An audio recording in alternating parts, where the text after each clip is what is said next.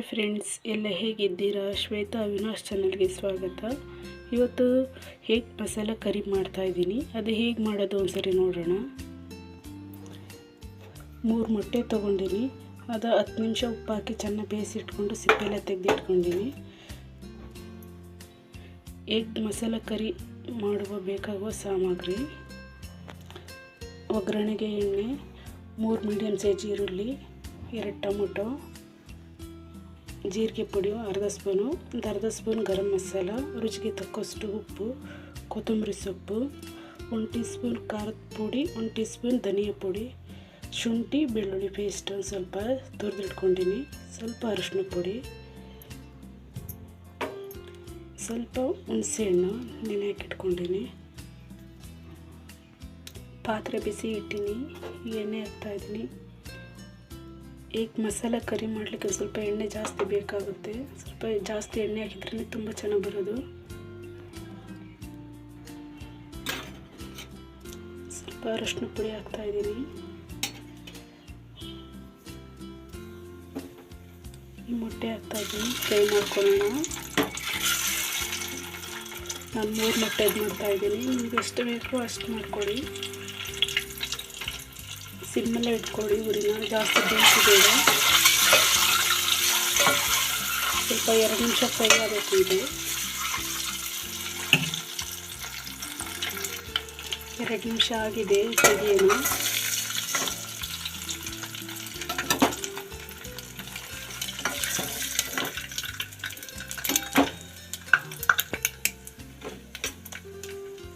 ಈರುಳ್ಳಿ ಹಾಕ್ತಾಯಿದ್ದೀನಿ.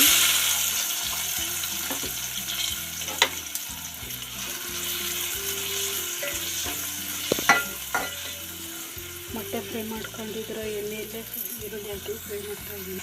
Brown colour ಬಂದಿದೆ. ಈಗ ಟೊಮೆಟೊ ಹಾಕ್ತಾಯಿದ್ದೀನಿ.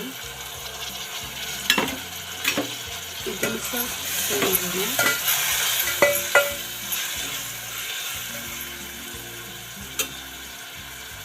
ಬೇಗ ಮೆತ್ತಗಾಗುತ್ತೆ. ಸ್ವಲ್ಪ ಉಪ್ಪು ಹಾಕ್ತಾಯಿದ್ದೀನಿ, ಒಂದು ಅರ್ಧ ಟೀ ಸ್ಪೂನ್. ಬೇಗ ಬೆಂದೋಗಿರುತ್ತೆ ಟೊಮೆಟೊ.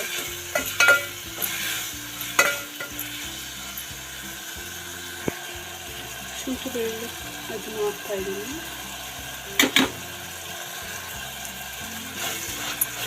ಹಸಿ ಸ್ಮೆಲ್ ಹೋಗೋವಾಗ ಫ್ರೈ ಮಾಡೋಣ. 2 ನಿಮಿಷ ಆದರೆ ಸಾಕು.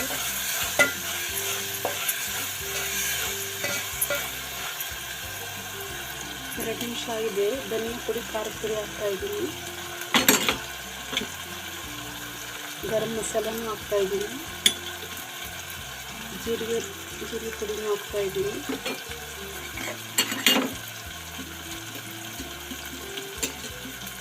ಸ್ವಲ್ಪ ಅರಿಶಿನ ಪುಡಿ ಹಾಕ್ತಾಯಿದ್ದೀನಿ.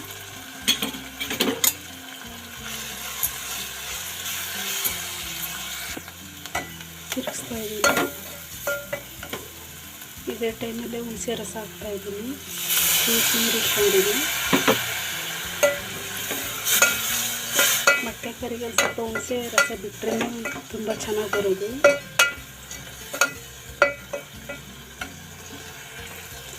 ಆವಾಗಲೇ ಒಂದು ಸ್ವಲ್ಪ ಉಪ್ಪು ಹಾಕಿದ್ದೆ, ಈಗ ಒಂದು ಸ್ವಲ್ಪ ಹಾಕ್ತಾಯಿದ್ದೀನಿ. ಸ್ವಲ್ಪ ಕಡಿಮೆ ಅನಿಸ್ತು ಉಪ್ಪು. ಹಾಗೆ ಇದ್ರಾಗೊಂದು ಬಟ್ಟೆ ನೀರು ಹಾಕ್ತಾಯಿದ್ದೀನಿ.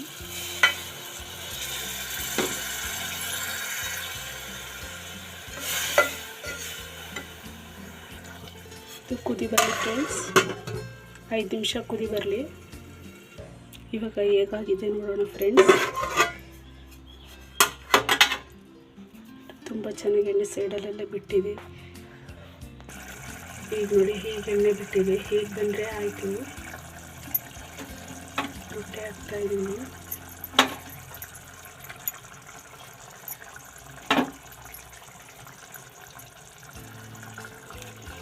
ಈಗ ತುಂಬ ಚೆನ್ನಾಗಿ ಬಂದಿದೆ ಫ್ರೆಂಡ್ಸ್. ಇಷ್ಟ ಆದರೆ ಸಾಕು. ತುಂಬ ತೆಳ್ಳಗಾದರೆ ಚೆನ್ನಾಗಿರೋದಿಲ್ಲ. ಚಪಾತಿಗೆ, ರೊಟ್ಟಿಗೆ, ಪರೋಟಾಗೆ ತುಂಬ ಚೆನ್ನಾಗಿರುತ್ತೆ. ಡಿಪ್ ಮಾಡ್ತಾ ತಿಂತಾಯಿದ್ರೆ ತುಂಬ ಚೆನ್ನಾಗಿರುತ್ತೆ. ಇದು ಜ್ವರ ಬಂದಾಗ, ಶೀತ ಆದಾಗ ಆ ಟೈಮಲ್ಲಿ ಇದು ತುಂಬ ಚೆನ್ನಾಗಾಗುತ್ತೆ. ಹುರುಳಿ, ಖಾರ, ಉಪ್ಪಾಗಿ ಏನೋ ಒಂಥರ ತುಂಬ ಚೆನ್ನಾಗಿ ಟೇಸ್ಟಿಯಾಗಿರುತ್ತೆ. ಟ್ರೈ ಮಾಡಿ ಸರಿ. 5 ನಿಮಿಷ ಆಗಬೇಕಿದು. ಇವಾಗ 5 ನಿಮಿಷ ಆಗೋಯ್ತು ಫ್ರೆಂಡ್ಸ್. ನೋಡ್ರಿ, ಇಷ್ಟು ತುಂಬ ಚೆನ್ನಾಗಿ ಕಾಣಿಸ್ತಾ ಇದೆ. ಲಾಸ್ಟಲ್ಲೇ ಕೊತ್ತಂಬರಿ ಸೊಪ್ಪು ಹಾಕ್ತಾಯಿದ್ದೀನಿ. ಇಷ್ಟಾದರೆ ಸಾಕಾಗುತ್ತೆ. ಪ್ಲೀಸ್ ಯಾರೆಲ್ಲ ಹೊಸ್ದಾಗಿ ನೋಡ್ತಾ ಇದ್ದೀರಾ, ಲೈಕ್ ಮಾಡಿ, ಫ್ಯಾಮಿಲಿ ಫ್ರೆಂಡ್ಸಿಗೆಲ್ಲ ಶೇರ್ ಮಾಡಿ, ಸಬ್ಸ್ಕ್ರೈಬ್ ಆಗಿ. ಈ ರೆಸಿಪಿ ಹೇಗೆ ಬಂದಿದೆ ಕಮೆಂಟ್ ಮೂಲಕ ತಿಳಿಸಿ.